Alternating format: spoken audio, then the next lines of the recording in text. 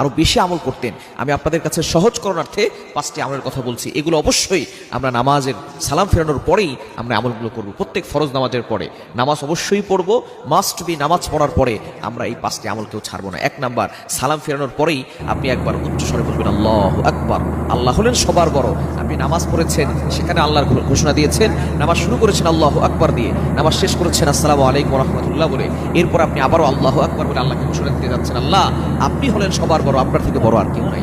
এরপরে আপনি বলবেন আস্তাগফিরুল্লাহ। মুসলিম শরীফের হাদিস, তিরমিজি শরীফ, বিভিন্ন সিয়াসিতার হাদিসের কিতাবের ভিতরে হাদিসটি এসেছে। 1 নাম্বার হচ্ছে আল্লাহু আকবার বলা, 2 নাম্বার হচ্ছে ইস্তেগফার। অবশ্যই আপনি 3 বার ইস্তেগফার পড়বেন, আস্তাগফিরুল্লাহ আস্তাগফিরুল্লাহ আস্তাগফিরুল্লাহ, এটা 3 বার পড়বেন। আল্লাহর কাছে ক্ষমা প্রার্থনা করে নিব, তাহলে নামাজের ভিতরে যে ভুল ত্রুটিগুলো হয়েছে ছোটখাটো, পাক রব্বুল আলামিন ক্ষমা করে দিবেন। 3 নাম্বার হচ্ছে এই হাদিসের